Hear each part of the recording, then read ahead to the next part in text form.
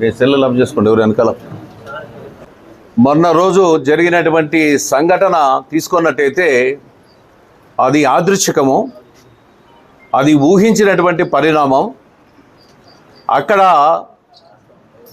ముఖ్యంగా కాంట్రాక్ట్ చేస్తున్నటువంటి SRC construction చెందినటువంటి టిప్పర్ ఆ ప్రాంతంలో ఆ రోడ్డు మీద వస్తున్నటువంటి సందర్భంలో ప్రకాష్ రెడ్డి వెహికల్ కూడా అక్కడికి వెళ్ళడం యాదృచ్ఛికంగా, అది యాక్సిడెంట్ జరగలేదు కానీ అది త్రుటిలో తప్పిపోయినటువంటి ప్రమాదం.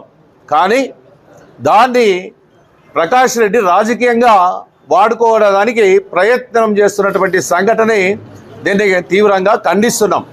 ఎవరైనా పడే గోడ కింద పోయేసి ఎవరైనా నిలబడతారా? ఎస్ఆర్సి వెహికల్ అని తెలిసినప్పుడు అది పోయి గుద్దితే ఏమవుతుంది?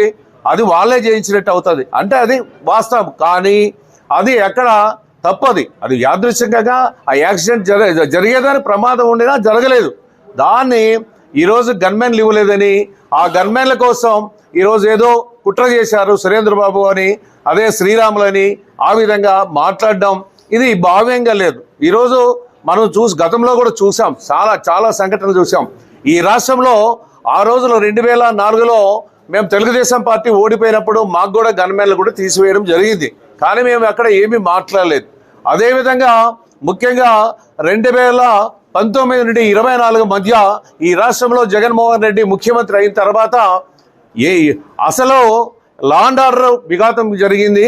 అదేవిధంగా ఇష్టానుసారం మా నాయకుల మీద, మా కార్యకర్తల మీద నోరు జారడం జరిగింది. ముఖ్యంగా వంశీ అయితేనేమి, నాని అయితేనేమి, జోగి రమేష్ అయితేనేమి, వాళ్ళంతా మీ అందరికీ తెలుసు ఎన్ని రకాల ఏ విధంగా మా నాయకుల మీద ఆవాకలు చీవాకలు మాట్లాడినటువంటి సంఘటనలు ఆ రోజు మీ అందరికీ తెలుసు. అయితే ఈనాడు చూస్తూ ఉన్నాం, లా అండ్ ఆర్డర్ బ్రహ్మాండంగా ఉంది. లా అండ్ ఆర్డర్కి ఎక్కడ విఘాతం కలుకోకుండా ఈరోజు మా నాయకుడు చంద్రబాబు నాయుడు గారు పాలిస్తున్నటువంటి సందర్భం. అదేవిధంగా ఆ సంఘటన జరిగిన తర్వాత నీవు నోరు బారేసుకునే తర్వాత మా జిల్లా పార్టీ అధ్యక్షులు ఎంఎస్ రాజు గారు మాట్లాడినప్పుడు ఆయన మీద నీవు కూడా మాట్లాడడం, అది అన్ని కోట్లు పెట్టి ఆ ఇండ్లు కొన్నాడు, ఈ ఇండ్లు కొన్నాడు, ఆ బిల్డింగ్లు ఉన్నా, ఈ బిల్డింగ్లు నేను మాట్లాడుతున్నావు అంటే ఉంటే తప్ప అని మిమ్మల్ని ప్రశ్నిస్తా ఉన్నా.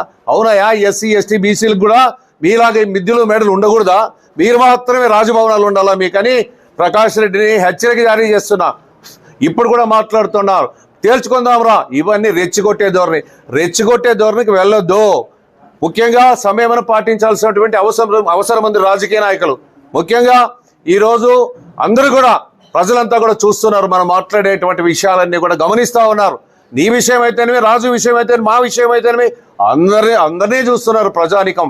రాజకీయ నాయకులు అంటే ఒక విలువలతో కూడినటువంటి రాజకీయాలు చేయాల్సినటువంటి అవసరం ఉంది. రాజకీయ నాయకులు అంటే యహోభావం కలిగించే విధంగా ప్రయత్నాలు చేయకూడదని నేను ఈ సందర్భంగా తెలియజేస్తా ఉన్నా.